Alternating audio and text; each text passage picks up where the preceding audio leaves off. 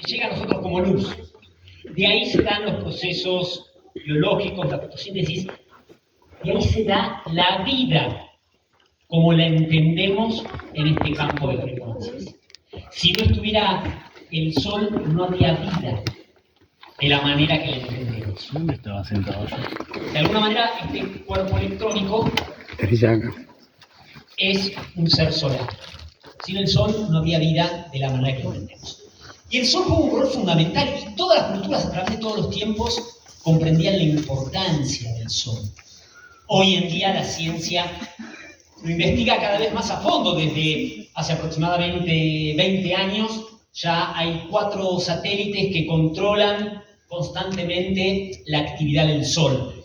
Y lo que más interesa de este proceso es justamente los ciclos solares. Estos ciclos que duran entre 8 y 11 años de alta actividad y de baja actividad. Estamos en el ciclo 25 de alta actividad, donde están marcados, obviamente, por la actividad que tiene el Sol. Cuanto más actividad es un ciclo de alta actividad, donde se esperan más tormentas solares, excepciones de masa coronaria, mayor energía que viene a la Tierra.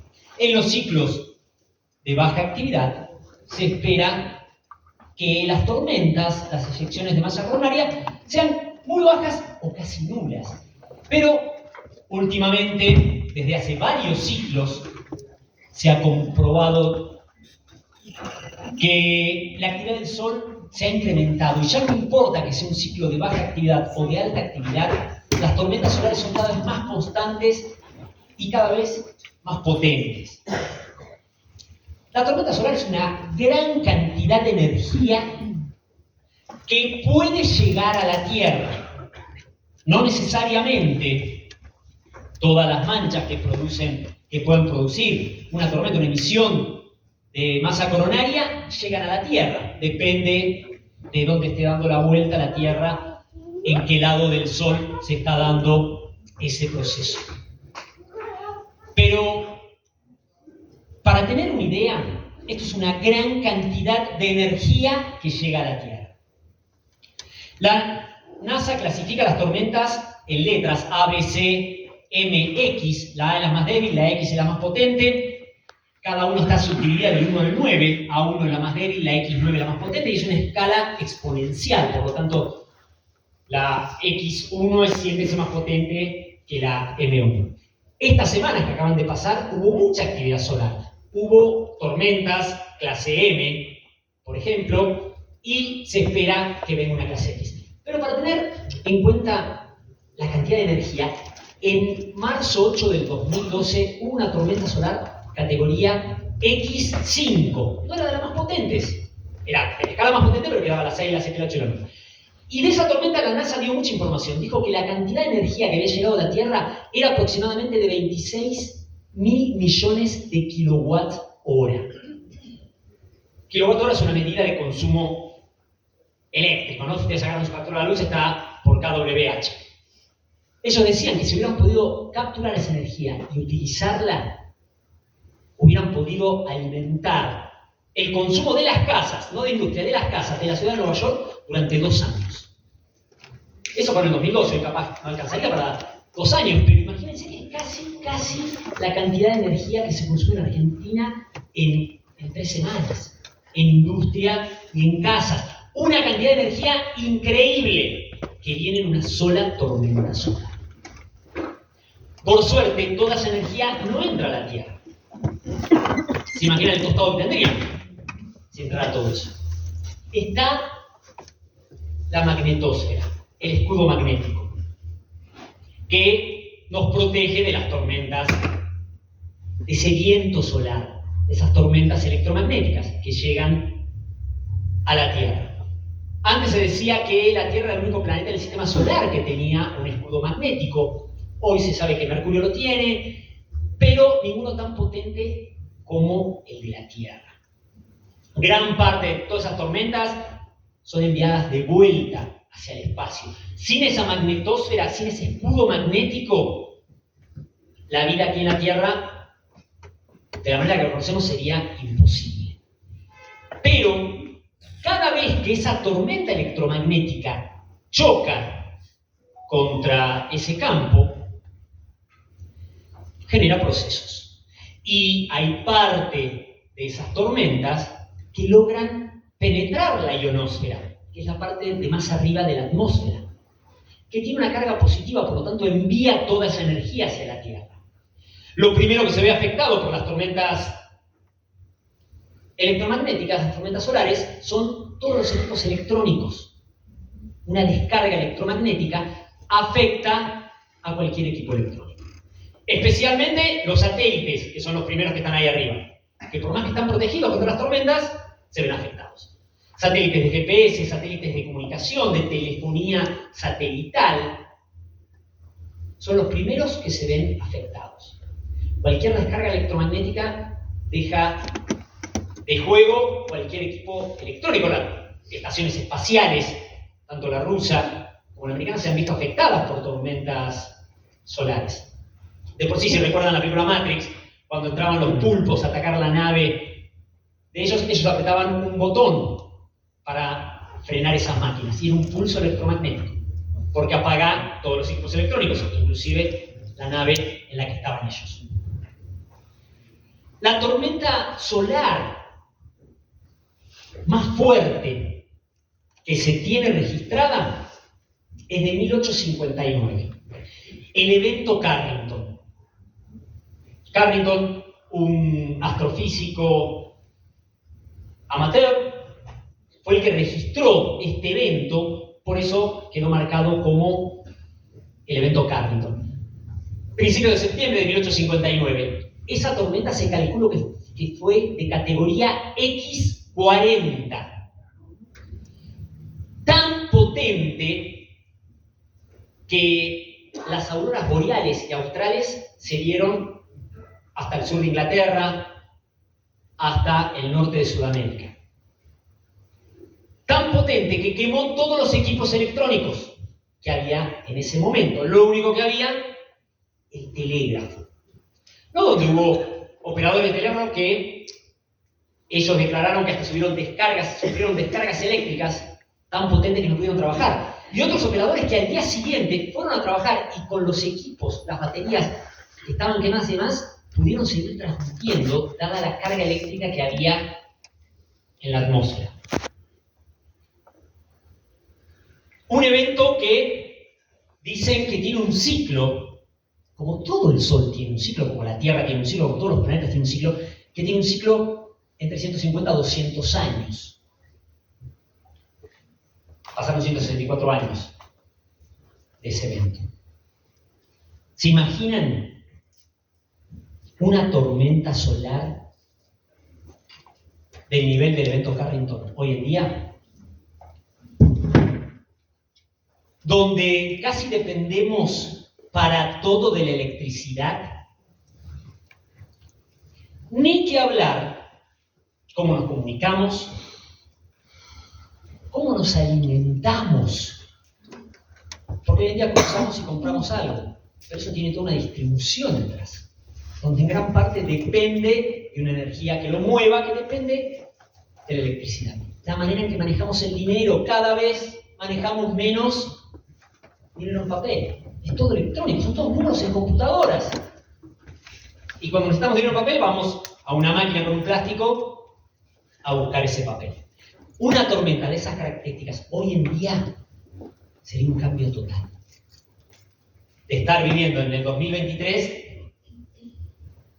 irnos a dormir y levantarnos en 1823. Sin electricidad, sin dinero, de alguna manera. Pero todo esto, que pareciera tan catastrófico, es una gran oportunidad. Estamos llegando a un ciclo de grandes oportunidades. Toda esta actividad solar que se está incrementando, y como les decía, la magnetosfera envía de vuelta al espacio la gran cantidad de energía que viene una tormenta solar, pero hay una gran parte que cruza la ionosfera, que la envía a la Tierra, y la Tierra, como esa bola de carga negativa absorbe. Y eso hace que la tasa vibracional de la Tierra se vaya elevando, que las polaridades vayan elevándose. Estamos pasando por este proceso ascensional del planeta, donde la gravedad está disminuyendo, donde vemos cómo el tiempo va colapsando y esos polos se van elevando. Por eso vemos tanta violencia, por eso vemos tanta locura, que decimos cómo puede ser que por un celular le hagan eso a una persona, o cómo puede ser que todavía haya guerras, o cómo puede ser que aparezca toda la locura que pasa violaciones de tráfico y demás. Pero de la misma manera que se eleva eso, que se está potenciando ese polo, lo mismo sucede con el otro polo. Y también hay un gran despertar de conciencia, como nunca antes. Un gran despertar de conciencia. Donde la gente está buscando algo y empieza a encontrar y empieza a cambiar la manera en que se relaciona, la manera en que se comunica, la manera en que se mira y mira a los demás. Hay una gran expansión de conciencia en todo el planeta, principalmente en América, especialmente en Sudamérica. Esta elevación de frecuencia tiene que ver con esos ciclos, y que podemos ver que todo eso, obviamente, como todo proceso de ciclo, trae convulsiones, cambios. Y esto podemos ver hoy en día que se habla tanto del cambio climático, del proceso de que las temperaturas cambian, de que ya no es lo mismo el invierno que el verano y demás. Y hay muchos científicos que han estudiado al respecto. De por sí, desde la Universidad de Dinamarca, Henrik Bergman fue el primero que propuso el término cosmoclimatología en los 90, donde él decía que dada que la actividad del Sol, en realidad la actividad de los rayos cósmicos que venían, potenciaban al Sol y eso generaba que esos rayos producieran menos nubes, se estaba generando un cambio en el proceso de las temperaturas. Y que no tenía que ver con el cambio climático de que si usábamos o no usábamos más CO2, ¿no? Si mi auto gasta más o gasta menos. No era algo producido por el hombre, sino que era un proceso climático. Obviamente fue muy criticado, pero a principios de este siglo ya lo empezaron a replicar en muchos papers científicos, empezaron a ver que realmente tiene que ver con un proceso que ni siquiera viene del Sol, sino que viene de mucho más allá.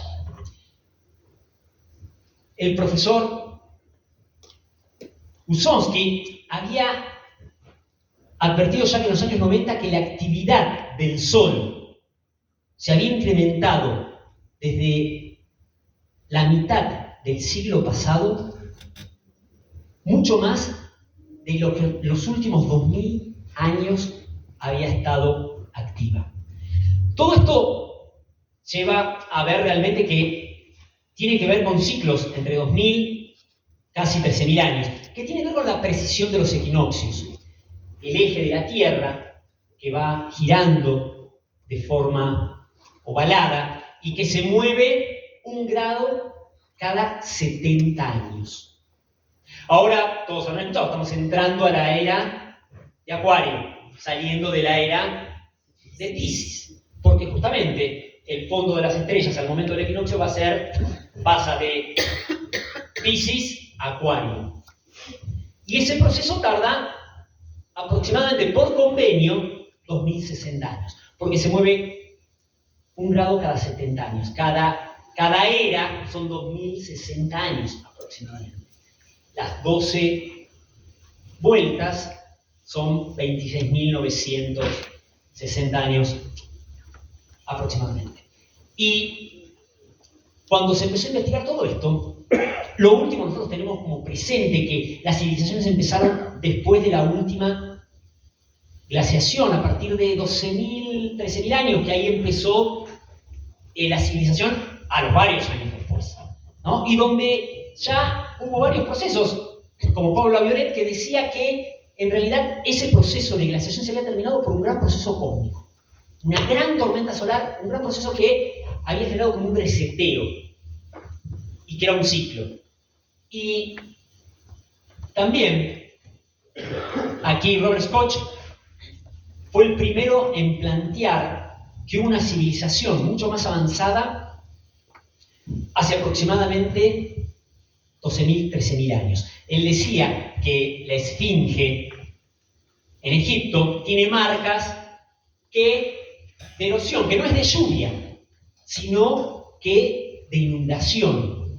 Y obviamente la esfinge se dice que es 4.000, 5.000 años, pero él dice, para que haya estado en esa inundación estamos hablando de más de 12.000, de 13.000 años atrás. Obviamente fue muy criticado, diciendo que era una locura, no había ninguna civilización en el otro lado del planeta tan antigua, entonces dijo, ningún arqueólogo ni entidad le daba lugar a eso.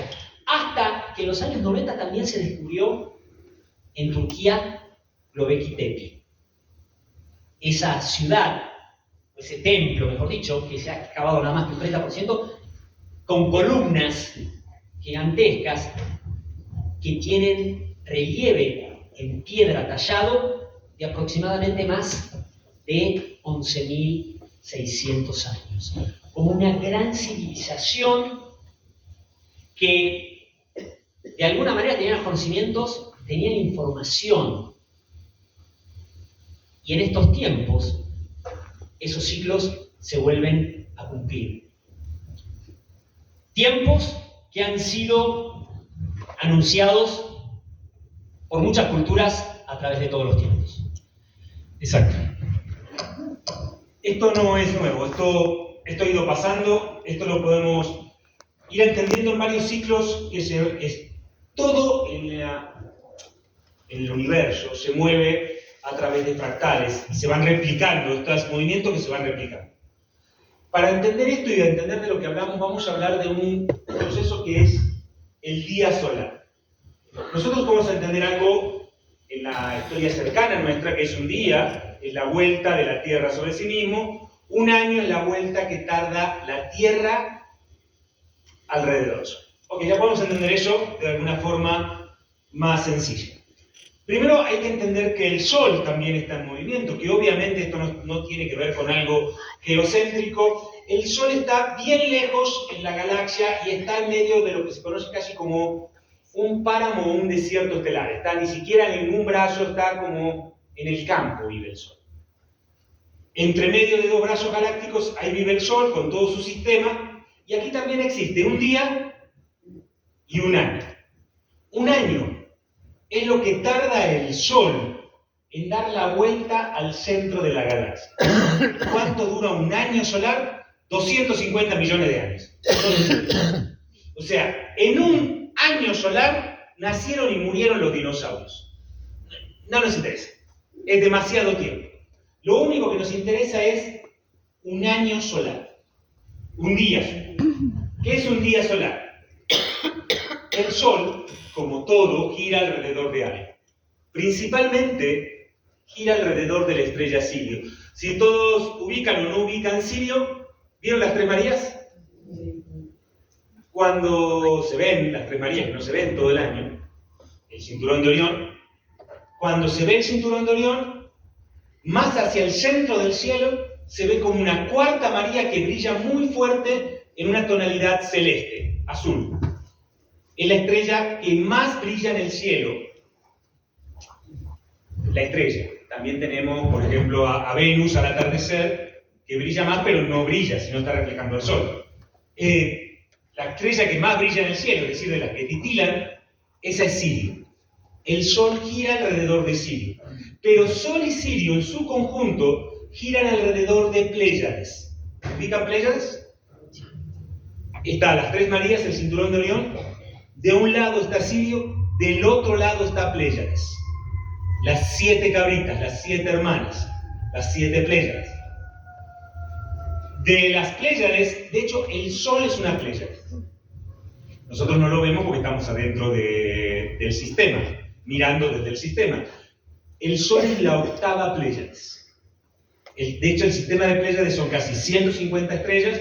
El Sol es la octava Pléyades.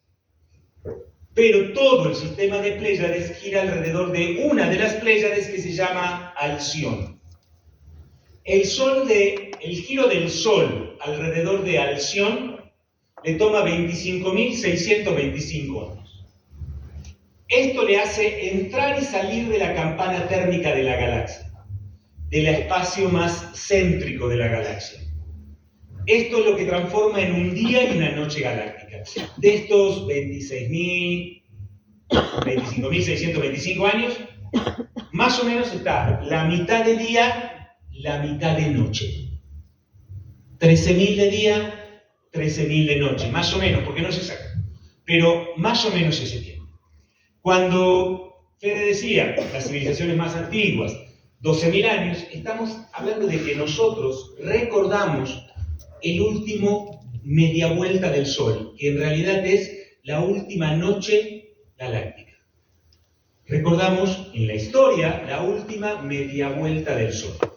Cuando digo nosotros me refiero a la civilización occidental. Si bien ahora podemos estar descubriendo lugares como Cotepitepi, como Caral en Perú, que nos estarían hablando, o las pirámides en Bosnia, que nos estarían hablando de 30.000 o de mucho más tiempo, los pueblos originarios de América recuerdan, entre sus tradiciones orales que transmiten de boca a oído, 3 vueltas completas del Sol. Es decir, cuando fue de día, cuando fue de noche, cuando fue de día, cuando fue de noche, cuando fue de día y cuando fue de noche. Aunque no lo tratan directamente como día y noche, sino que más bien lo tratan como 4 estaciones, invierno, verano, otoño y primavera, cada una de unos 6.000 años más o menos.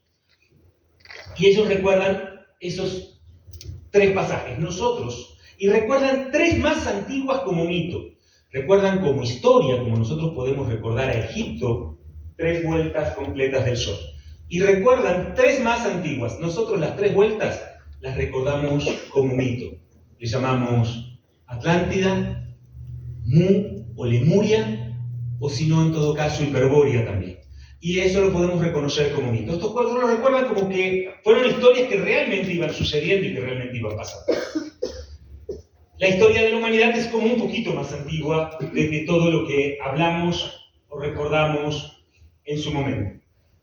Hoy estamos en un momento de elevación de frecuencia, como lo decía Fede claramente. ¿Por qué? Porque estamos entrando en el día galáctico. Estamos viniendo de 12.000 años de noche y estamos entrando en el día. ¿Cuándo empezamos a entrar en el día? En el 2005. Y esto, ¿cuándo fue? Fue hace un montón, fue en el 2005. Y en términos galácticos es como que hubiera sido antes de ayer. Pero ¿cómo? ¿No era que era el 21 de diciembre del 2012? ¿Escucharon hablar de eso? Ahí sucedían varias cosas. El 21 de diciembre del 2012. 21 de diciembre del 2012, el fin del calendario maya. ¿Me escucharon hablar de eso? Sucedían cosas interesantísimas. La primera es que en la gran mayoría de los eventos había una foto de un calendario azteca. ¿Veían el redondo con la cara esa loca en el medio? Y decían que era el calendario maya. Ese es azteca. Y los aztecas con los mayas no tienen nada que ver. De hecho, ni se conocieron directamente. Pero los mayas decían del fin del mundo. No, los mayas no hablaban del fin del mundo, hablaban del fin del Cartoon 13 en la cuenta larga. Ellos eran unos obsesivos con el tiempo, iban contando todo, y una cuenta larga maya es esta. Eso es una cuenta larga. Están las cuentas cortas, hay un montón de otras cosas. Pero eso es una cuenta larga. Y el fin del Cartoon 13, dividen esta vuelta en 13 cartoons de 2000 y pico de años, y terminaba el Cartoon 13 para comenzar una nueva cuenta larga. ¿Pero por qué era en 2005 si era en 2012? No, los mayas nunca dijeron que era en el 2012. El único que habló del 2012 fue el abad de Brasier. ¿Quién es el abad de Brasier? Un monje alemán que interpreta el Códice Dresde. Y lee maya, interpreta maya casi bien. En 26.000 años le erró en 7. Está bien. Casi que lo aprobamos igual. Le erró en 7. En el solsticio de invierno del hemisferio norte del año que para nosotros era 2005, empezaba a verse apenas la puntita del sol en el horizonte. Todavía no terminó de salir el sol del horizonte. Y estamos ya en el 23, pero todavía el sol no salió. Recién está empezando a iluminar fuerte. Seguramente todos alguna vez escucharon hablar de la resonancia Schumann. La resonancia Schumann tiene que ver con una resonancia que se da entre la ionosfera y la Tierra, de energías cósmicas que resuenan ahí y que se miden. Hace muy poco, en las últimas 3 semanas, tuvimos los picos más altos de resonancia Schumann de la historia. 190 Hz. Esto es una resonancia Schumann normal de 7,8 Hz. Esto es de hace apenas un par de semanas. Esa es la diferencia de la energía que estamos recibiendo. Seguramente en algún momento, en algún lugar, escucharon que íbamos a estar cambiando de era, elevándonos de lo que sea. Bueno, lo primero que estamos cambiando es de frecuencia. Y esto se está viendo simplemente en la resonancia Schumann, llegó a 190 Hz. Y esto tiene mucho que ver porque las ondas alfa de nuestro cerebro resuenan con esta. Entonces es probable que en las últimas semanas hayas tenido problemas, sintonías para dormir. Eso tiene que ver con el gran proceso de elevación de frecuencia que se estaba dando. Pero todo esto, que parece súper loco, tiene alguna explicación por algún lado. Quizás también escucharon hablar que hoy los Andes son el nuevo Tíbet. ¿Escucharon hablar de eso? Eso tiene que ver con el cambio de una energía de la Tierra que se llama la corriente electrojet. Quizá alguno la conozca con un nombre más divertido que electrojet, como la Kundalini o la serpiente de luz. La ciencia le llama la corriente electrojet. Esta corriente de chorro, electrochorro, que sale del centro de la Tierra y que salía normalmente en la zona de Tíbet, a partir de los años 50 empieza a moverse, a cambiar. La ciencia hasta el día de hoy adjudica esto a las pruebas atómicas, pero los pueblos antiguos saben que la Tierra tiene 2 narinas, una es la cordillera de los Andes, otra es la cordillera himaláyica, respira un tiempo por una y un tiempo por las otras. Era el tiempo donde la corriente cambiaba del oriente al occidente. La nueva posición de la corriente electrojet fue calculada en 1998 y es en los Andes del norte de Chile. Esto es un mapa de la NASA muy reciente, donde muestra la influencia de la corriente electrojet, es principalmente en Sudamérica. Toda la energía de la Tierra hoy se encuentra en Sudamérica, pero esto se sabía y se conocía. De hecho, vamos a contar una historia ahora. Es un cuento, donde entendemos por qué este lugar es tan importante, por qué este momento es tan importante, y por qué estamos viviendo un momento que esperamos durante milenios. Si yo no tengo 1000 años, pero esperaste este momento durante milenios. ¿Cuál? El de ahora, el que estamos viviendo ahora, justo en estos tiempos. Justo en estos tiempos estamos viviendo un momento muy especial. Hablábamos de los mayas. Los mayas fueron los que encendieron el primer sol. Esto fue hace mucho tiempo, los mayas galácticos. Encendieron el primer sol, el segundo sol, el tercer sol les tocó a los olmecas, y así fueron siguiendo, hasta el quinto sol. El quinto sol era de los mexicas, y les tocaba a los toltecas. Esto fue hace más o menos unos 3000 años. Les tocaba a los toltecas, y los toltecas no pudieron encender el quinto sol. Entonces llamaron desde las tierras de Aztlán, que son las 4 esquinas en Estados Unidos, a unos pueblos copis, que son los ayudantes de Huitzilopochtli, y les dieron una misión: caminar hasta encontrar una señal. La señal era clara: un águila comiendo una serpiente sobre una flor de nopal. Este pueblo caminó 40 años por el desierto. No sé si les suena el número o el tiempo y la caminata, pero no la guiaba Moisés y no iban por el Sinaí. Este pueblo caminó 40 años en busca de una señal, a 3000 metros de altura, en el medio de unas lagunas, en un lugar poco apto para vivir, encontraron la señal. Una serpiente que era comida por un águila sobre una flor de nopal. El símbolo seguramente lo ubican. Lo conocen por la bandera de un país de Norteamérica que se llama México. México es un país de Norteamérica. México. Es el altar mayor de la tierra. Ellos tenían que buscar un lugar, el lugar donde se manejaba todas las corrientes energéticas de la tierra, y lo encontraron en ese lugar, a 3.000 metros de altura, entre dos volcanes, en un lugar con lagunas, donde ellos instalaron México Tenochtitlán. Y prosperaron. 3 ciudades. Porque cuando alguien habla del imperio azteca se hace una idea como el imperio romano. Esto eran 3 ciudades: México Tenochtitlán, Texcoco y Texalapa. 3 ciudades-estado. Eran más parecidas a los espartanos que a los romanos. 3 ciudades-estado. Y prosperó el quinto sol de los aztecas, los ayudantes de Huitzilopochtli. Cuando se acababa el tiempo del quinto sol, empezó a correr una historia que sigue hasta el día de hoy. En las calles de México Tenochtitlán aparecía una mujer que lloraba todas las noches y decía: ¿qué voy a hacer con ustedes, mis hijitos? ¿Dónde los voy a esconder? ¿Cómo los voy a poder salvar? El último Huey Tlatomi del imperio azteca, Moctezuma II, ordenó que quien encontrara a la mujer le preguntara por qué lloraba. La mujer lloraba. ¿Ubican quién es la mujer? El mito de la Llorona. Esa mujer lloraba diciendo que había que esconder a sus hijos y nadie sabía por qué. En esos tiempos, unos hombres barbados llegaron a las costas, al comando del gobernador de Santiago de Cuba, un hombre letrado que no era poco para esa época, Hernán Cortés. El Huey Tlatomi mandó al jefe de sus guerreros jaguar. El jefe de sus guerreros jaguar fue con una función clarísima en ese momento. Tenía que investigar a Hernán Cortés. Si era un hombre, los guerreros jaguares lo iban a matar. Y yo no sé si alguien sabe qué es un guerrero jaguar.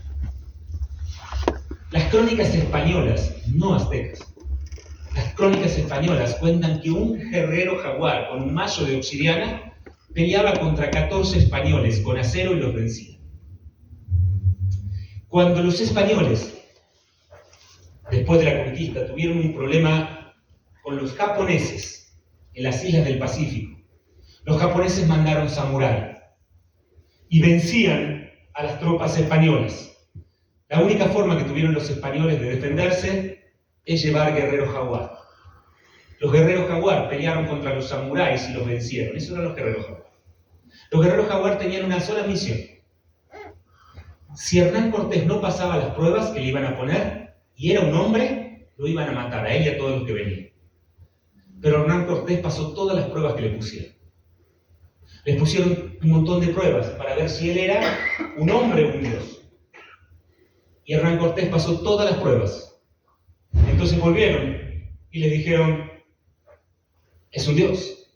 Y por eso no lo mataron.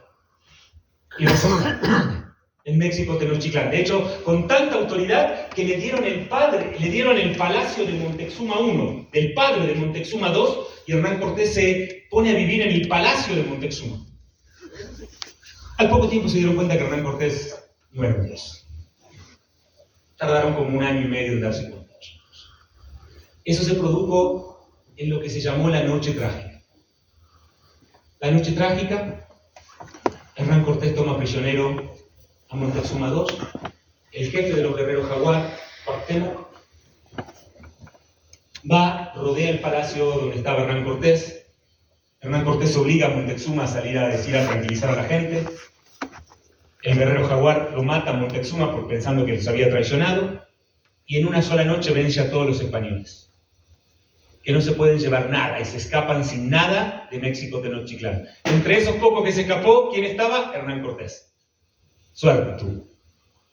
Al año volvió al mando de 100.000 soldados, de los cuales solo 800 eran españoles. El resto eran americanos. Y ese día cayó el quinto sol de los aztecas. ¿Pero por qué cayó? Era una batalla de 100.000 contra 5.000 guerreros jaguar. Los guerreros jaguar no le tenían miedo a los 100.000. Había 100.000 personas y 5.000 guerreros. Más guerreros de los que había enfrente. Pero esa noche se produjo lo que se llamó la Declaración de Tlatelolco, donde Cuauhtémoc, el último emperador azteca, dijo: he sido revelado palabras que yo no entiendo. Y en español dijo: Dios y libertad. Pero me ha sido revelado que el imperio azteca debe caer, debe ceder. ¿Para qué? Para que el espíritu de México se salve.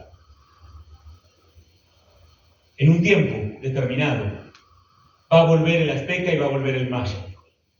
Ahora tiene que suceder, y utilizó la palabra náhuatl para cuando alguien quiere injertar un limón con una naranja. Se iba a producir un injerto.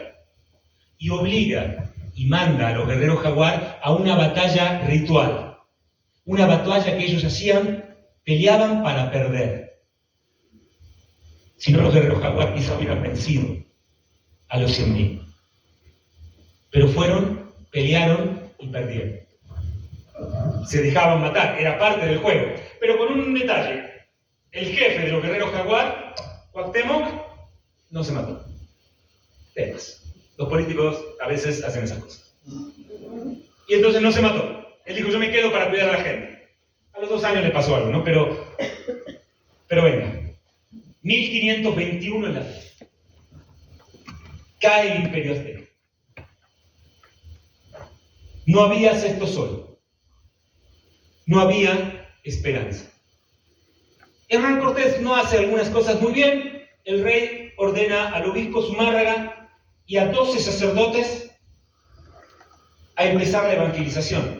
Cuando llegan, los sacerdotes aztecas le dicen: nuestros dioses han muerto, hagan ustedes con nosotros lo que quieran. Y empieza la evangelización, 1521. A pocos años, el obispo Zumárraga escribe al Papa diciendo: no sé qué pasa con estos mexicas. Hemos escuchado que no quieren conocer mujer, en el sentido bíblico me refiero. Y si alguna quedara embarazada, la hacían abortar. No querían vivir porque los ayudantes de Huitzilopochtli no querían vivir. No había forma de obligarlos. De hecho, era tanto lo que estaba pasando que se ven obligados a traer a los negros de África. Entre los negros viene la viruela. La viruela hace estragos. Casi quedaba muy poco de la población nativa de Mesoamérica en ese momento, porque se dejaban morir y se morían de viruela. Habían pasado 10 años. 1531. El día del solsticio. 21 de diciembre del calendario gregoriano, pero en 1531 era calendario juliano. La diferencia son 10 días, así que era el 12 de diciembre del calendario juliano, pero era el día del solsticio. Un indio que no era pobre, que sabía leer, y que su nombre náhuatl significaba el que habla con la fuerza de las águilas, corría por el Tepeyac a buscar un médico para su tío que moría de viruela. En la mañana del solsticio, contra el sol, adelante del sol, tapando el sol, él ve a una doncella. Era doncella sin duda, tenía el pelo suelto. Si no fuera sido virgen, hubiera tenido trenzas. Había una contradicción en la imagen que a él no le pareció para nada complicada. Tenía un cinto negro debajo de los pechos, indicaba que estaba embarazada. Él vio una virgen embarazada y no le pareció para nada raro. La respetó por algo muy simple. Tenía el manto real de Montezuma, en los colores que eran solo para la realeza: oro y azul. Era de Boca. Y ella se presentó como la madre del único Dios, Omeoclot, Dios del lejos y del cerca, del junto y del separado, creador de los hombres, y que ella venía delante, era la luna delante del sol, y le pedía que reconstruya aquel pequeño templo que habían destruido los españoles, en el Tepeyac. Él va a hablar con el obispo Zumárraga, la historia seguro la conocen, el obispo Zumárraga no le cree, él va, busca las rosas, el ayate, la forma, la idea, todo lo que ustedes ya conocen. Él le dijo al obispo Zumárraga que había venido Catzellupe Tonan Sinclán. Catzel serpiente, Lupe Gualupe pisa o aplasta, Tonan Sinclán, vestida del sol. Había venido la mujer que le pisa la cabeza a la serpiente y había venido vestida de sol. Esos símbolos, la mujer que le pisa la cabeza a la serpiente, y que el nombre fuera Catzellupe. Al obispo Zumárraga le pareció muy parecido a Guadalupe, dado que Hernán Cortés era muy devoto de la Virgen de Guadalupe, y entonces nombró a Catzellupe Guadalupe. Parecía, ¿no? Juan Diego entendía todos los símbolos, pero había cosas que no entendía. La imagen no era como ellos dibujaban, era distinta. Las manos tampoco las conocían.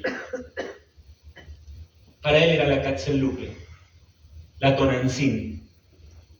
El obispo Zumárraga a los pocos años escribe y dice: estos mexicas dicen que se convierten, pero solo ven a su Tonantzin. Los demás templos a Nuestra Señora no los visita nadie. De hecho, empieza una tradición. Los mexicas son lectores de símbolos, que hasta el día de hoy existe. Hay que pasar por delante de la imagen para poder leer los símbolos.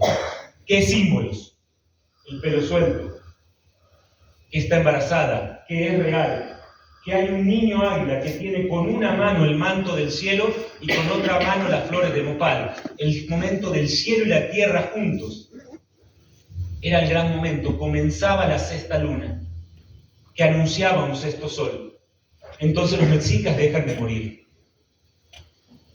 Una luna azteca dura 490 años. Y en 1531 empezaba la sexta luna para el sexto sol. El sexto sol se llamaba el canto y las flores, que en mi idioma azteca significa la belleza y la perfección. Empezaba 490 años después. 1535 se escribe un libro en náhuatl que se llama Nican Nopahua. Nican Nopahua, las dos primeras palabras en náhuatl significa voy a contar, voy a decir. Y cuenta la historia de la Tonantzin y toda la historia de Juan Diego, que seguramente conocen. Y cuenta algunas cosas en Nican Nopahua, que cuenta cómo va a terminar la sexta luna. Y dice dos cosas sobre el fin de la sexta luna. Al fin de la sexta luna va a haber una peste que envuelve el planeta como ahora envuelve a México. Y que va a haber un eclipse en el sur, donde llegaron los dioses creadores. Amara Amara, Amarumeru. Esto es en Chile, en el Aconcagua, en Puchuncaví. Y donde fundaron el primer lugar donde en América enseñaron a usar el maíz, en el Uspagasta, en el Valle con Cenizas. El primero de los pueblos Gasta, de la línea de Gasta. Lo que pasa es que Uspagasta perdió su terminación. Gasta, y hoy se castellaniza como Uspallata. Iba a haber un eclipse en esa zona. Ellos tenían la fecha. Los mayas tienen fechas hasta dentro de 3000 años. La fecha era clara, 14 de diciembre del 2020. Cuando me fui al Ecuador y empezó la pandemia, gente me decía, quédate tranquilo que en 15 días se acaba esto. Los que conocíamos un poco esto dijimos, no, cagamos, ya está.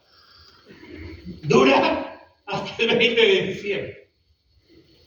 ¿Por qué? Porque ya lo decía Nican Nopahua, 1531, 490 años. Era justo.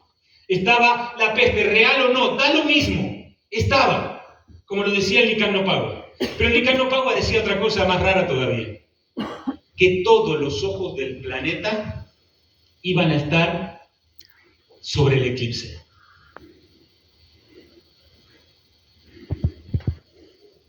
El eclipse principalmente estaba en Argentina. Un ratito en Chile y principalmente todo el eclipse sucedía en Argentina.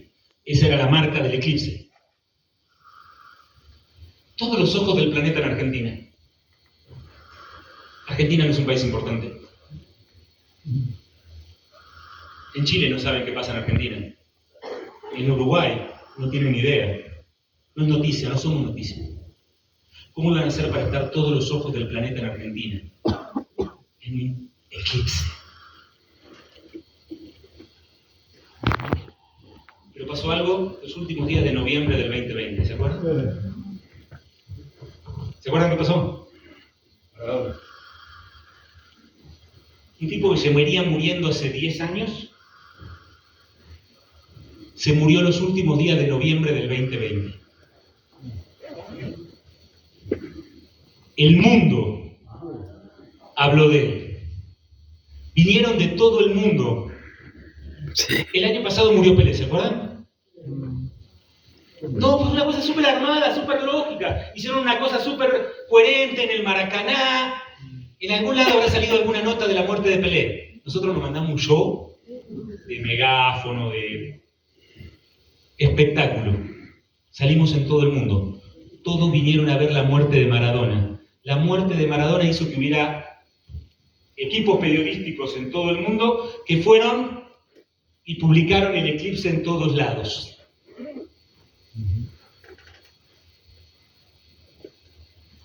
Terminaba el sexto sol.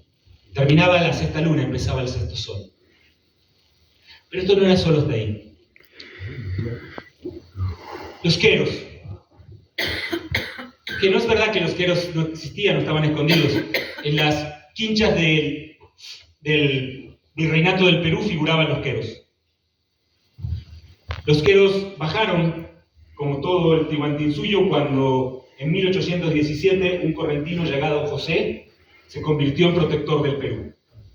Machu Picchu estuvo habitado hasta 1817, como todas las demás ciudades. A diferencia del mundo azteca, el Tihuantinsuyo subió y siguió funcionando mientras abajo funcionaba el virreinato del Perú. Pero en 1817 el Tihuantinsuyo bajó. ¿Por qué bajó? Porque había llegado José de San Martín, que había hablado con Manuel Belgrano en la posta de Yatasto para restaurar el Inca. Esa era su misión. Entonces, a ellos les pareció que era genial. Lo que pasa es que después vino Simón y las cosas cambiaron. Y no se dieron como se dieron, José se fue y se quedó Simón. Los queros volvieron a subir. No se supo más de ellos hasta el 2017. Una de las fiestas más importantes del Tihuantinsuyo se llama el regreso de las Pléyades.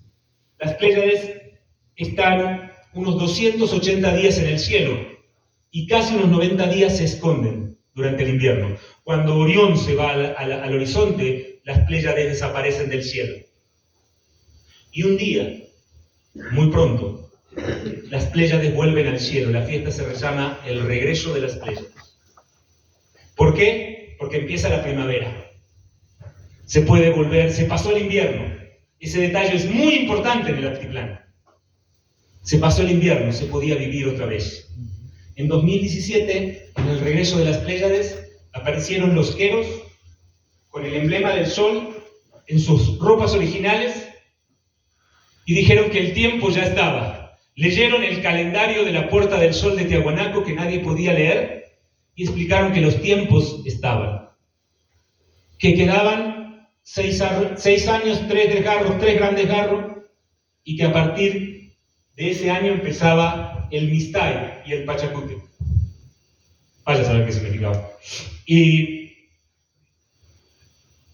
que los nuevos guardianes de la tierra vendrán de Occidente y aquellos que han causado un mayor impacto en la madre tierra ahora tienen la responsabilidad de rehacer la relación con ella. Después de renacer, rehacerse a sí mismos. El caos y la confusión durará 6 años, en 2 desgarros de 3 años. Después vendrá el Mistay y el Pachacútec. Esto fue en el 2017. 3 años al 2020, 3 años al jueves pasado.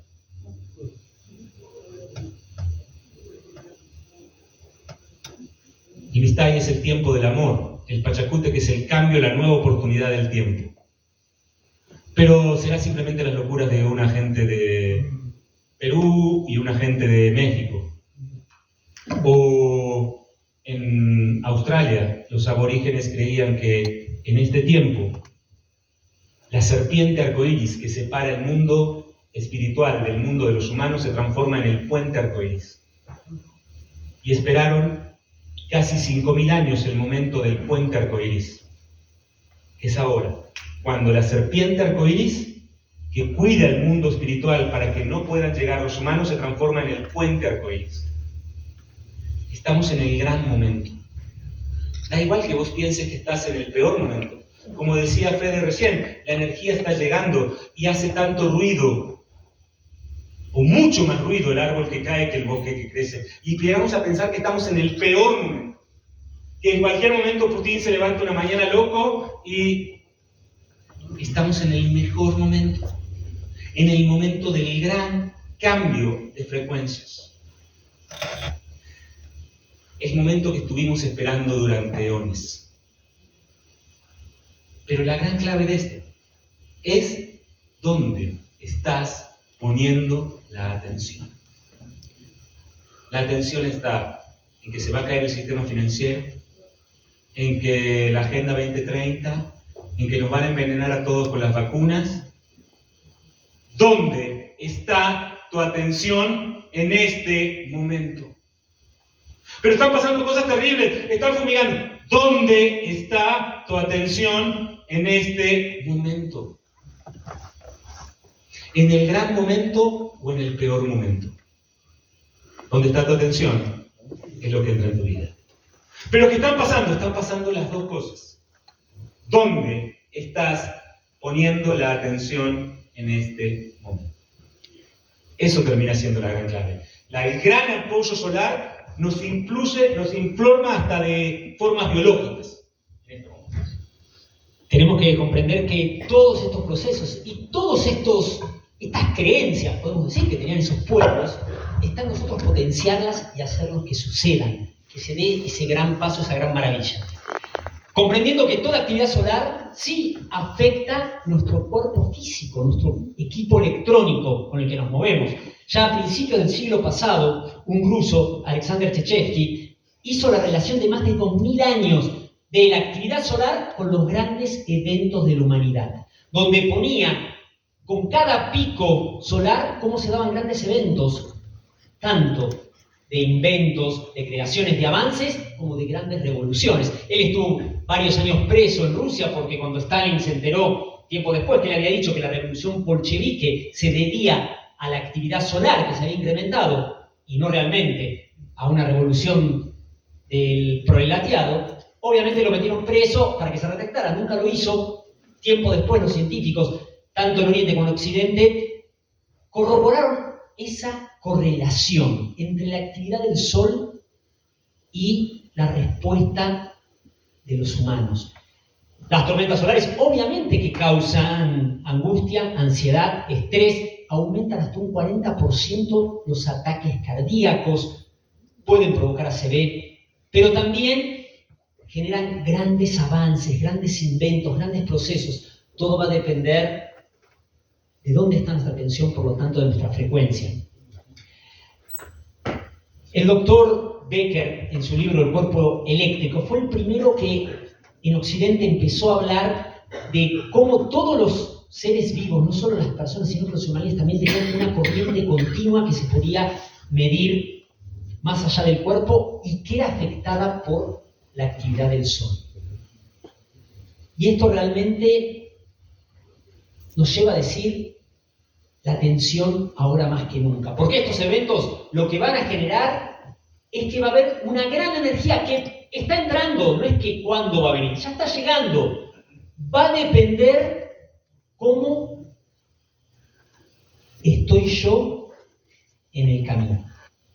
Si mi atención está en lo que quiero que se vaya, en la queja, en la angustia, en el estrés, y probablemente es como si fuera una licuadora que compré en Estados Unidos, que está preparada para recibir 110 volts, y llego acá, a Argentina, y le envío 220. ¿Qué le va a pasar? Va a explotar. Se va a quemar. Si mi atención está en lo que quiero que entre en mi vida, en sentimientos mucho más cerca del amor, en ese ser que realmente soy, no en este personaje en el que me muevo acá, esa energía va a entrar de manera armónica y voy a poder acompañar este proceso ascensional de la Tierra de manera armónica.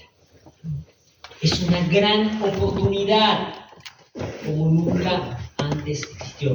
Y lo más lindo de todos es que está en nosotros esa decisión. ¿Qué tengo que comprender?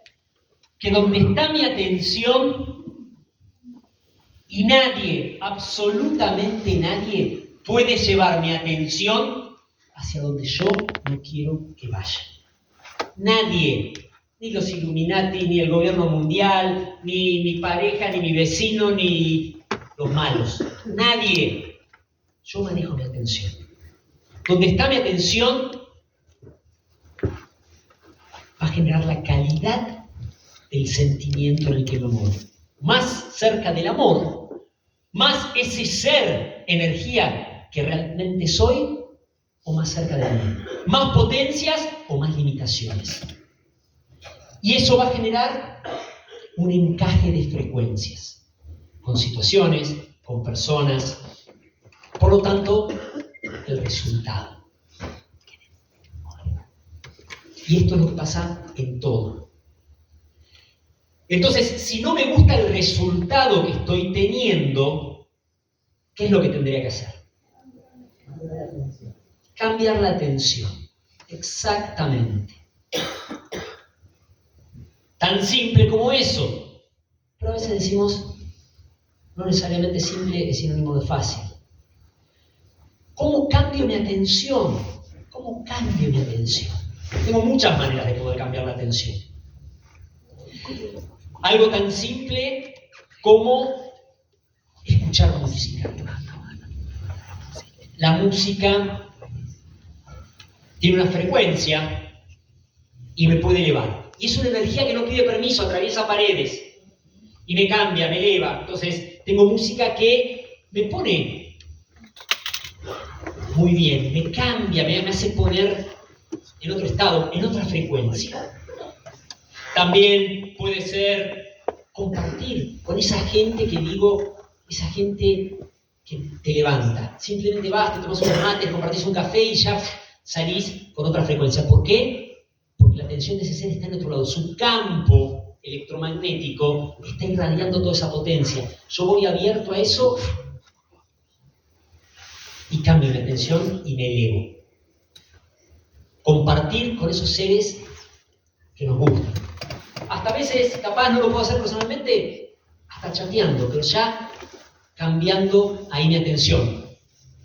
Obviamente que jugar con mascotas, jugar con niños, todo eso nos hace cambiar la atención. Los niños están siempre viviendo el presente, constantemente, conectadísimos. Juego con los perros, que dan ese amor incondicional, o muchas mascotas. Todo eso me lleva a cambiar la atención. Conectar con la naturaleza. Ni que hablar, ustedes que están acá, tan cerca de conectar con la naturaleza. Me voy a un arroyo, me voy a algún lugar donde pueda conectar con toda esa belleza, con toda esa potencia. Pero hay momentos que mi campo emocional está muy descontrolado. Tengo muchísimo miedo o tengo muchísima bronca y no me importa ya la música que escucho o con quién estoy o si viene mi perrito a jugar. O capaz me cambia 2 minutos la atención, pero vuelvo a caer ahí. ¿Qué es lo que tenemos que hacer ahí? Conectarnos a una potencia superior. Este equipo electrónico, este cuerpo físico, que es un equipo electrónico, como todo equipo electrónico, para que funcione, tiene que estar conectado a una fuente de energía superior. Este equipo electrónico, para funcionar, está conectado a una fuente de energía. Si yo lo desconecto de esa fuente de energía, ya no va a proyectar más. Lo mismo con la computadora, lo mismo con el micrófono. Tiene una fuente de energía, las pilas. Si lo desconecto de ahí, ya no funciona. Nosotros estamos conectados a una fuente de energía superior. Pero hay como una barrera. Hay un filtro que nosotros le ponemos a ese potencial para que pase la energía justa para movernos acá. En algunos casos más, en algunos casos menos. Pero no en todo ese potencial. Y cuando menos energía está pasando, cuando más fuerte está ese filtro, más soy esa personalidad, más limitaciones, más angustiado me siento, más limitado, más complicado, con más bronca, con más miedo. Lo que tenemos que hacer es justamente abrir ese canal, romper esa barrera y conectarnos a esa energía superior.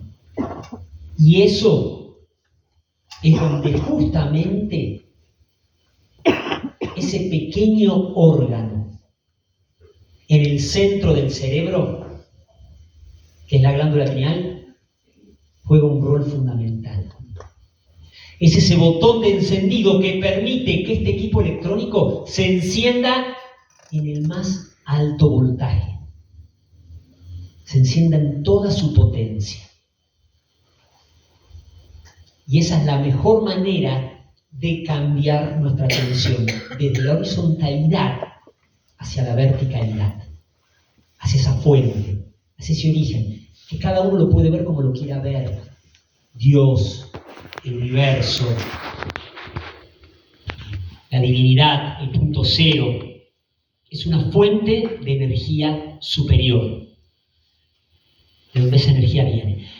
La glándula pineal es clave, es la puerta de entrada de todo ese potencial que ingresa en nosotros y se ancla justamente aquí, en el centro del pecho. La glándula pineal es muy pequeña, mide entre 6 y 8 milímetros, pesa entre 100 y 200 miligramos. Es realmente como un granito de arroz, una lenteja. Algo tan pequeño, pero que tiene muchísima importancia. No solo a nivel biológico, sino que a nivel energético, principalmente. La glándula pineal realmente en nuestra cultura no ha sido estudiada de gran manera. ¿Por qué? Porque es una glándula que tiene una pronta atrofia.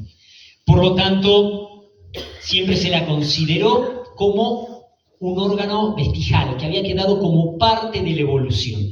De por sí, a principios del siglo pasado, se la veía como un punto de referencia radiográfico, como el apéndice del cerebro, que era lo mismo que se quitara o no se quitara, o se la consideraba una subglándula, ni siquiera se le daba mayor importancia. A pesar de que grandes personajes de la historia que han influenciado la cultura occidental hablaban de esta pequeña glándula en el centro del cerebro, como era Galeno, uno de los padres de la medicina, que le da ese nombre de coronarium, porque tiene una forma conífera que parece el fruto de un pino, especialmente cuando somos niños. Y René Descartes, que influenció mucho el pensamiento occidental, que él la denominaba como el asiento del alma, en esa visión dualista que él tenía de que el alma estaba fuera del cuerpo y que había un punto de comunicación entre esa fuerza y esta máquina que le decía mover el brazo, y que esa conversación únicamente se podía dar en el único lugar, en el cerebro, que no estaba duplicado. Todo nuestro cerebro no está. Si lo partimos al medio, es perfectamente simétrico, pero la glándula pineal, que está justo en el centro, no está espejada. A pesar de todo eso, no se le daba mayor importancia. Fue recién a mediados del siglo pasado que se le empezó a estudiar un poco más a fondo. Sale un libro en el año 54 de los doctores Atsui Kitai, donde recopilan más de 1000 trabajos que se realizaron sobre la glándula pineal y su relación con enfermedades principalmente, y eso fue como el puntapié inicial. Empezaron a estudiar más a fondo. Tiempo después se descubrió el doctor Lerner que secretaba una hormona, la hormona de la melatonina. Entonces ahí ya dejaron de ver que era un órgano vestigial, que sí realmente tenía algún beneficio. Empezaron a ver todas las propiedades que tenía la melatonina. De por sí, esta hormona que se secreta en esta pequeña glándula, que a pesar de ser tan pequeña, después de los riñones es por donde mayor flujo sanguíneo hay en el cuerpo, el órgano donde mayor flujo. Entonces, toda la melatonina que se segrega ahí, que se segrega en otras partes del cuerpo también, pero la que se segrega ahí viaja por todo el cuerpo físico a través del torrente sanguíneo. Empezaron a ver que tenía propiedades oncoestáticas, de frenar el crecimiento de las células cancerígenas, antimetastásicas, que no permitía que se vaya trasladando a otras células ese cáncer, que potenciaba el sistema inmunológico. También empezaron a ver que jugaba un rol fundamental la glándula pineal y la melatonina con los ciclos circadianos, los ciclos de sueño-vigilia, y después se dieron cuenta que realmente controlaba todo el sistema endocrino y que controla todos los ciclos que hay en nuestro cuerpo. No solo sueño-vigilia, sino que también desarrollo sexual, el ciclo de 28 días en las mujeres, en los animales los ciclos de celo. Pero tiene una pronta atrofia, porque esta glándula que secreta esta hormona también tiene cualidades antioxidantes, es un antioxidante natural, detecta y elimina los radicales libres de nuestras células, que es lo que produce el envejecimiento. Y obviamente el deterioro del sistema inmunológico. La melatonina tiene esa capacidad de detectar y eliminar de nuestras células los radicales libres. ¿Cómo generamos radicales libres? De muchísimas maneras. Mala comida. Supuestamente se dice comida chatarra, pero hoy en día comida chatarra a veces es la que compramos en el supermercado también. No tenemos ni idea de lo que estamos comiendo. Abuso de bebidas alcohólicas, abuso de sustancias, generan radicales libres. El estrés, ese enemigo silencioso que pensamos que a veces, ¿qué voy a estar estresado? Yo vivo acá en Capilla, no me estreso, pero pierdo la creatividad, pierdo la paciencia, pierdo la sonrisa, y es el estrés que está golpeando. Cambios en el campo electromagnético produce radicales libres. Hoy en día nuestro campo electromagnético está totalmente contaminado. Todos tenemos en casa Wi-Fi, o tenemos la llegada de una antena, o tenemos televisión satelital, o tenemos un microondas, y la actividad del sol se incrementa, que genera frecuencias electromagnéticas. Todo eso produce radicales libres, pero nuestro cuerpo naturalmente lo puede eliminar a través de la melatonina. El punto sería, pero si estamos hablando de estas hormonas, ¿por qué envejecemos? ¿O por qué envejecemos de la manera que entendemos el envejecimiento en esa espiral descendente? Si tengo esa hormona produciendo. Porque tenemos esa pronta atrofia. El punto máximo de secreción de melatonina, el humano lo alcanza entre los 6 y los 10 años de edad. Ahí alcanzamos el máximo, dependiendo de la persona. Y después de ahí comienza a caer significativamente. Para que se den una idea, una persona de 70 años tiene 10% de melatonina en su sangre de lo que puede tener un niño de 6 y 10 años. Una persona de 70 años está produciendo aproximadamente la mitad de lo que producía cuando tenía 20 años. Empieza a tener esta gran atrofia, esta glándula que no está generando todo eso. ¿Y a qué se debe esto? ¿A qué se debe esto? Empecemos a ver, los últimos estudios han encontrado hasta que hay niños que más chicos empiezan a atrofiar su glándula pineal. Yo les comentaba, es la puerta de entrada a toda esa energía superior. ¿Qué es lo que nos sucede a los humanos en el andar en este campo de frecuencias? Cuando llegamos acá, llegamos conectadísimos. Pero a medida que vamos creciendo, a partir de los 4, 5, 6, ¿qué empezamos a hacer? Empezamos a sociabilizar. La educación formal, a juntarnos con otros chicos, en el club, en la casa, en donde sea. Y cuando llegamos a un grupo, ¿qué es lo primero que todos queremos hacer? Pertenecer, encajar, ser aceptado. Y entonces, ¿qué hago? Me empiezo a comportar como los demás. Entonces, si capaz yo llegué y le conté a mis amiguitos nuevos que estuve hablando con el árbol en el fondo de mi jardín, y me escucharon y me dijeron, no digas pavada, mirá vos el loco este, las cosas que dice, empiezo a cerrar potencia. O simplemente me dicen, las cosas no son así, ¿no te das cuenta que la vida es de esta manera?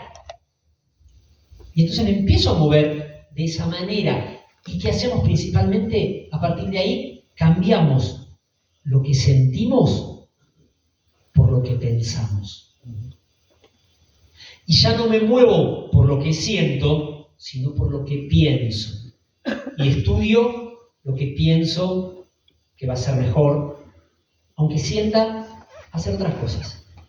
Y hasta me caso o me junto con que pienso que me va a ir mejor, aunque sienta totalmente diferente.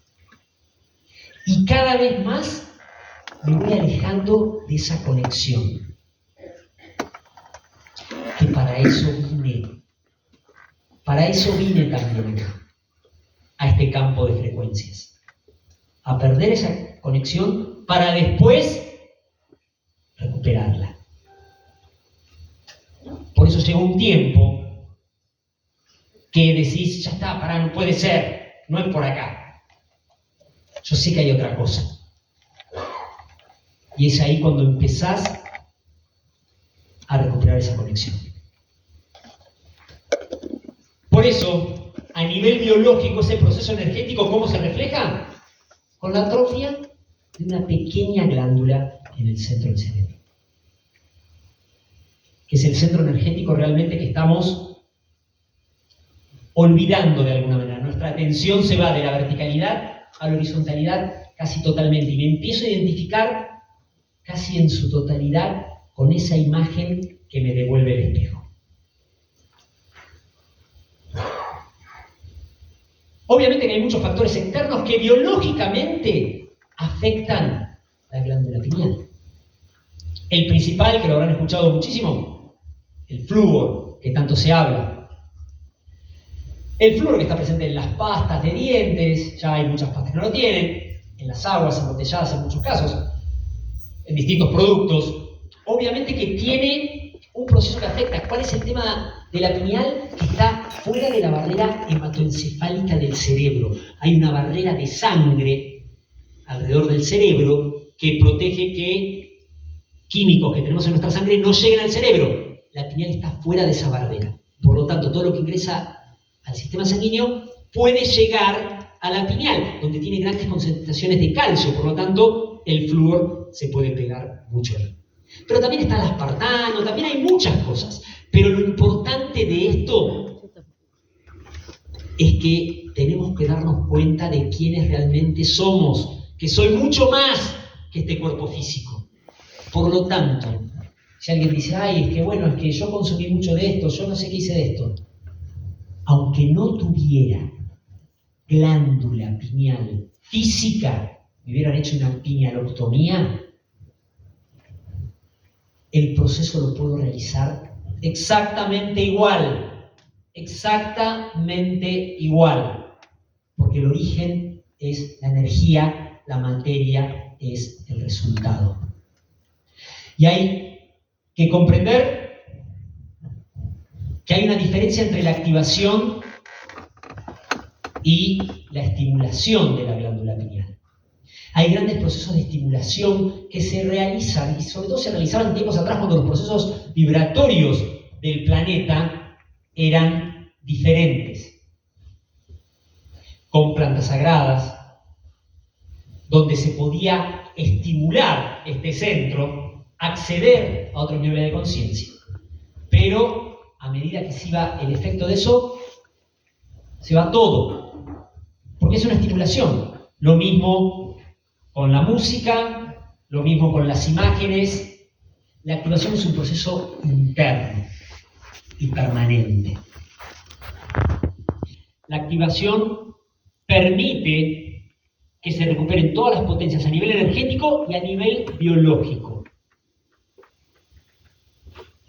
Y que tenga beneficios, tanto como dormir bien, como potenciar mi sistema inmunológico, como empezar a tener mayor creatividad, empezar a tener mayor y mejores ideas. Fíjense que esto es todo presente siempre. Cuando tenemos una gran idea, ¿qué es lo primero que decimos? ¿Se me prendió? Se me prendió la lamparita. Se me activó la pineal. Porque en esos momentos suceden activaciones espontáneas, donde se abre este circuito, entra ese potencial, me viene la idea. Porque empezamos a funcionar a otro nivel de energía. Y todo esto que la ciencia occidental recién lo está empezando a estudiar, a ver, a conocer un poco, viendo todos los beneficios que tiene la melatonina, que hasta se habla de que ayuda en los procesos de Alzheimer, ayuda en los procesos de deterioro cerebral, en los casos de esclerosis múltiple, que recién se está descubriendo. Imagínense que tiene menos de 100 años de investigación. Un órgano en el centro del cerebro, que no se ha estudiado todavía a fondo. Cerca de la pineal está también la pituitaria, y entre la pineal y la pituitaria se generan grandes procesos biológicos y grandes hormonas que tienen muchísimos beneficios, que recién se están empezando a investigar y aclarar. Y todo esto que para nosotros podemos decir es tan nuevo, las culturas ancestrales lo sabían perfectamente. Cuando no había cómo investigar o no hacía falta tener palabras mágicas de científicamente comprobado, ya había conocimiento de todo este proceso que se daba, entendiendo que la vinculación entre el mundo espiritual y el mundo terrenal se daba a través de la piña. Ya los babilónicos o los sumerios, cada vez que los que tienen alas se comunicaban como los que no las tienen, en la epopeya de Gilgamesh, Enki con Gilgamesh, lo hacen entregándole una piña. Una piña era la forma de que los que tienen alas se comunicaban con los que no tienen alas. Estas piñas que las van a encontrar en todos lados. De hecho, nosotros conocemos acá lo que podríamos llamar dos tipos de Buda. Está el Buda flaco y el Buda gordo. El gran problema es que el Buda gordo no es Buda. Como que uno parece que era, uno era Siddhartha Gautama cuando se cuidaba y el otro cuando se descuidaba. No, el Buda flaco, que puede ser Gautama o cualquier otro Buda, dado que Gautama en el Código Panini, por ejemplo, es el Buda 28, y que no es ni el último Buda, y mucho menos el primero, porque es el Buda 28. Pero cuando encontramos un Buda, que significa un despierto, va a tener una piña sobre la cabeza y un peinado de piña, hablando de que él está despierto. El gordo, el que se pone arriba de las monedas, es el monje Hotei, que es un budata, pero es chino. Buda y budata suena como lo mismo, pero no tiene nada que ver. Uno es una congregación, el monje Hotei, que vivió 600 años después de Siddhartha Gautama y que nunca fue iluminado. Por eso el gordo no tiene ni peinado de piña ni piña sobre la cabeza. Era un monje errante. En las casas donde dormía sucedía algo mágico, que era que parían las vacas. Así que es más probable que te pare la perra que se te reproduzca la moneda, pero total, como creo, así que como creo de crear. Si yo creo que siento el monje arriba de la moneda, como creo. Así que era exactamente lo mismo. Bueno, ya se volvió loco.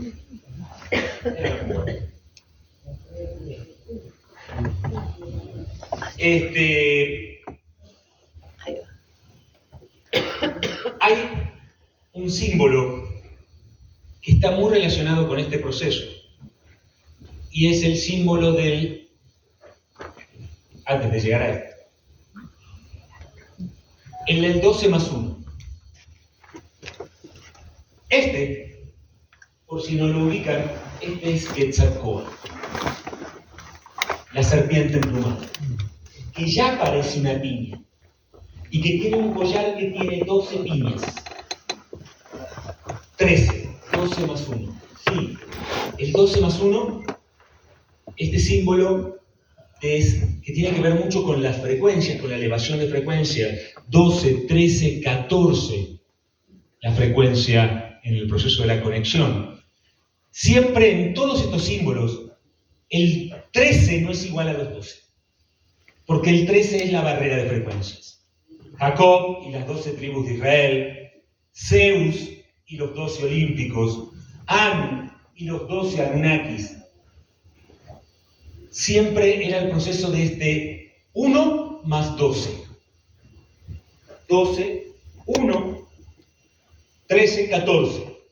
Este campo en las frecuencias fue siempre entendido y respetado. Claramente Jesús y sus 12 apóstoles. Nadie llega al 14 si no hace como el 13. Esto lo explicaban en todas las culturas. Había una explicación del 12 más 1.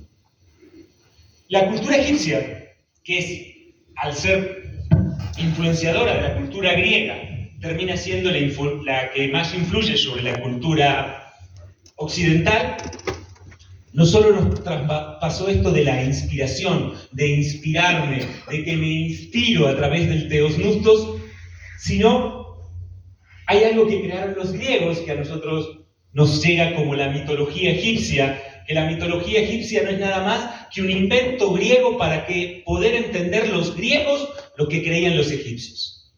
Y ellos creían que no era exactamente lo que creían los egipcios, era la forma en que los griegos se lo explicaban a los griegos. Que había Ra, un dios en la luz, que tenía 3 hijos, 2 hombres y una mujer. Así que los griegos llamaron Osiris, el hermano bueno, el dios en la oscuridad, porque Ra era el dios en la luz, pero no en el sentido de oscuridad malo, luz bueno, oscuridad materia, luz sin materia. El hijo, el dios en la materia, para los griegos se llamaba Osiris. Para los egipcios, Asirio.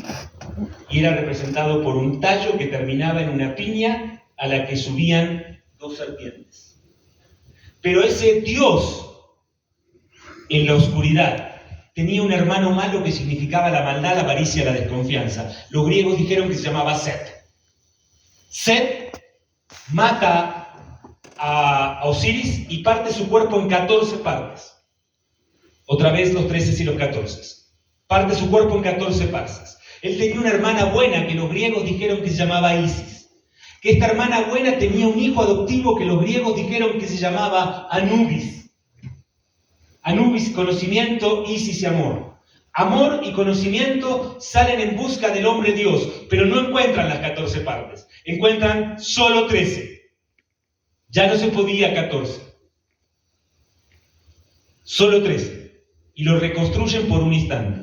En ese instante, él hace algo bien de dios griego y tiene un hijo con su hermana. Instantáneamente, así. A lo griego. Y su hijo, el dios halcón, los griegos lo llamaron Horus. La historia egipcia era parecida y decía que la madre, por miedo a su tío malo Set, lo esconde en el desierto al cargo del sabio del desierto, el guardián de la sabiduría antigua, Tot, quien los griegos llamaron Hermes, el 3 veces magnífico, el Trimegisto, el 3 veces magnífico. En una batalla con su tío malo, pierde un ojo, por ahí se confunden los griegos, porque cuando él vuelve de la batalla, Tot, Hermes, le entrega el Audat. El Audat significa lo que te completa o lo que te hace completo.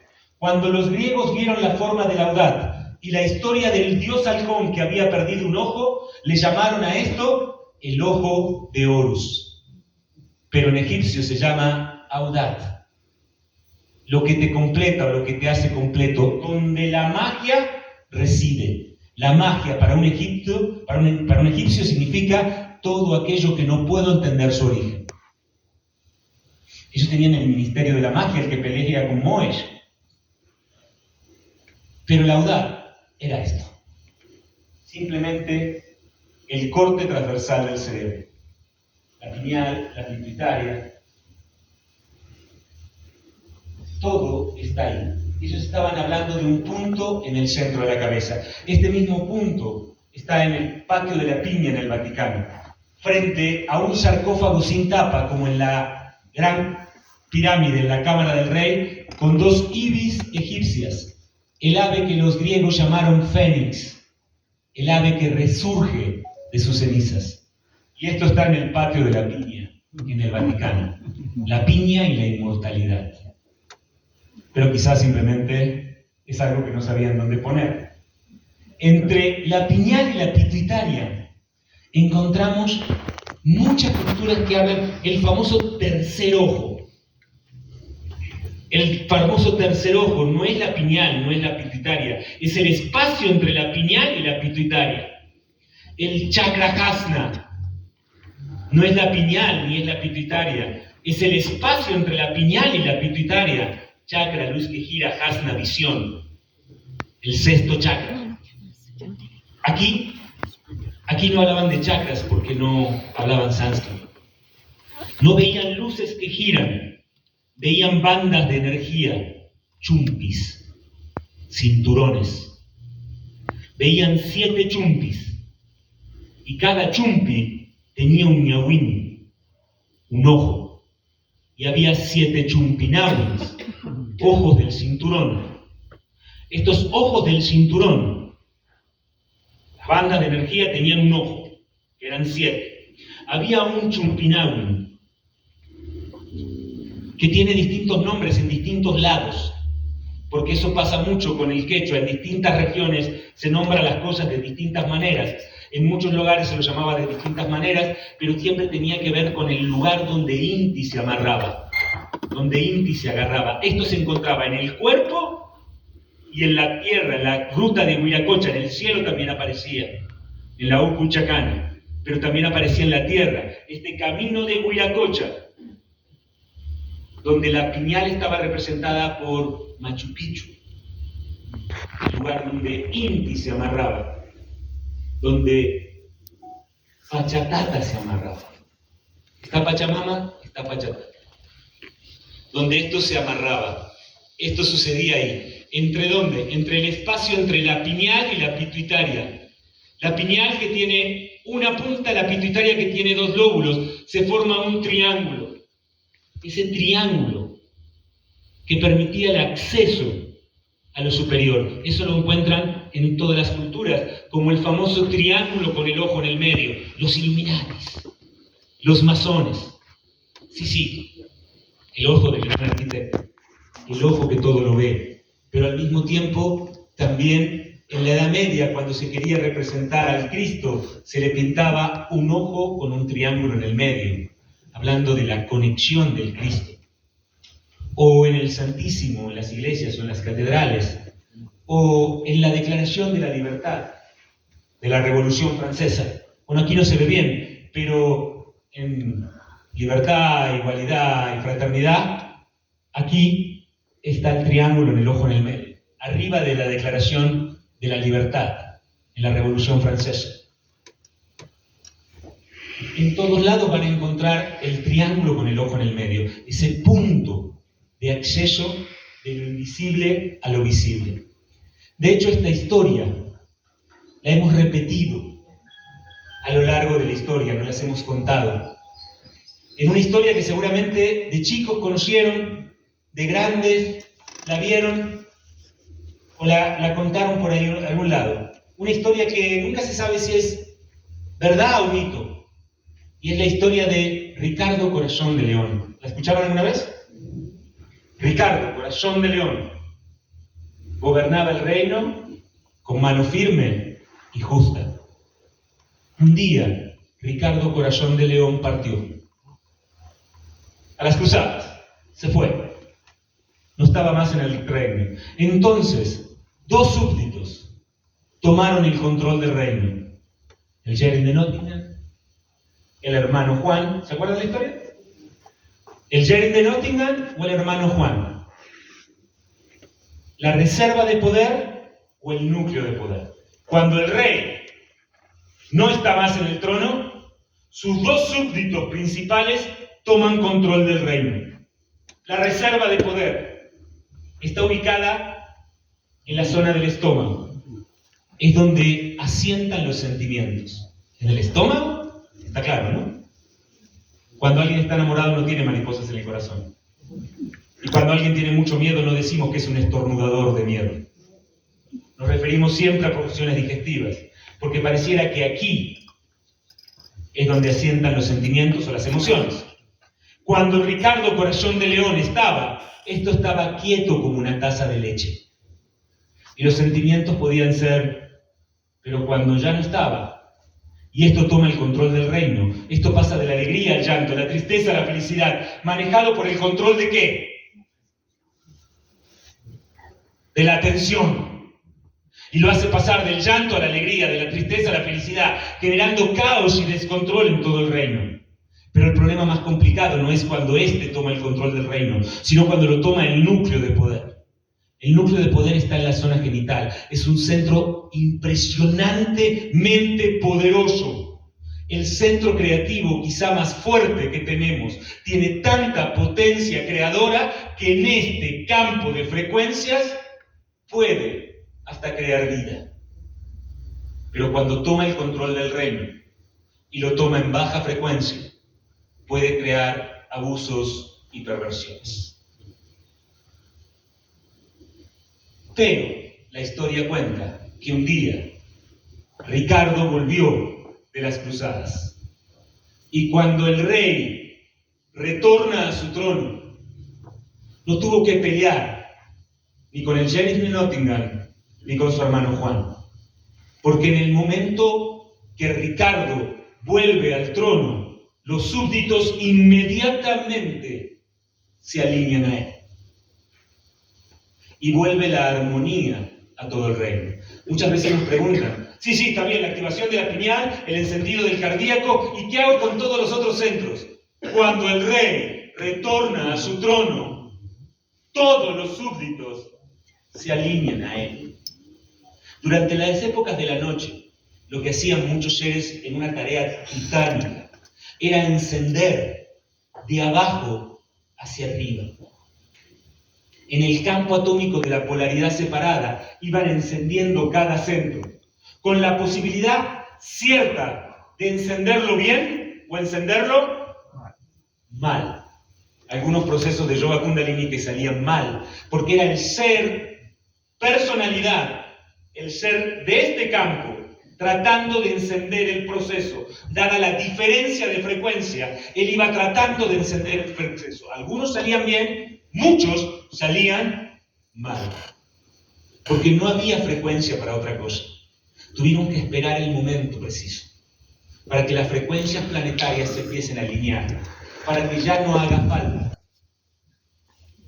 ninguna falta, encender ningún centro en la posibilidad de encenderlo mal. Hoy la frecuencia vibratoria es tan alta que nos acerca tanto a la frecuencia del origen, que simplemente nos tenemos que abrir. Y es el origen el que ingresa y nos enciende. El encendido es de arriba hacia abajo. Y entonces es en perfección. Y no hay error. No somos nosotros encendiendo el equipo. Somos simplemente nosotros abriéndonos a la fuente. Y es la fuente la que entra y enciende el equipo. Bien, ¿qué vamos a hacer ahora? Primero, ¿qué es lo que no vamos a hacer? No vamos a hacer hipnosis, no vamos a hacer meditación, ni ningún estado alterado de la conciencia. Lo único que vamos a hacer son órdenes creativas conscientes. Algo tan sencillo como quiero un chocolate. Y llevar la atención a distintos lados. ¿Pueden llevar la atención a algún lado? Ahora, prueben aquí. Pueden llevar la atención al dedo gordo del pie derecho, pero no muevan el dedo. Pues, ¿ven? Y muevo el dedo. No muevo el dedo. ¿Puedes llevar la atención al dedo gordo del pie derecho? ¿Sí? ¿Y ahora al dedo gordo del pie izquierdo? ¿Sin mover el dedo? Así de fácil. Llevar la atención a distintos lados. Una de las cosas complicadas es, ¿y tengo que ver? Es que yo nunca veo nada. ¿Y tengo que ver? No, no tenés que ver nada. No tenés que ver ni sentir nada. Pero hay una condición que todos tenemos. Y es muy sencilla. Y que todos la podemos aplicar. Hoy veníamos para acá a la mañana y alguien me venía ahí preguntando, nos traía un remis y nos venía preguntando y me decía, bueno, sí que la piñal, ¿qué se tiene que ver? Y yo le venía tratando de explicar esto al Señor cuando veníamos entrando aquí y cuando llegamos a justo acá a la esquina, en lugar de las 5 esquinas, justo cuando veníamos explicando, el Señor venía medio explicando ahí y venía una moto rápida por esta calle, venía una moto azul, nosotros llegamos hasta acá, nos estábamos bajando ahí justo con Fede, y viene la moto, no puede frenar, frena, el señor vuela y cae dentro de una botella de Coca-Cola. ¿Vieron todo lo que yo estaba contando? Sí, más bien que no hubo nada de eso. Pero nadie de ustedes tuvo que decir, espera, sí, claro, moto, sí, ahí la veo venir, pará, vuelva. Yo venía contando, dije, venía en un remis, y ya se imaginaron un remis. Vinimos con Fabián en la camioneta, pero yo digo, veníamos en un remis, ¿sabes más que un remis? Y los que son de acá dijeron, sí, seguro que era tal. El remis estacionó acá, y lo vieron estacionar. Y nadie tuvo que ni cerrar los ojos, vio estacionar el remis. Cuando yo dije, venía una moto por acá, ¿qué vieron? Una moto. Cuando dije, la moto frenó y salió, y el señor salió volando, lo vieron volar. Cuando yo dije cayó en una botella de Coca-Cola, en su vista entró a la botella y después dijeron, ¿cómo habrá hecho? O sea, es una pavada lo que está diciendo, pero vos lo viste igual.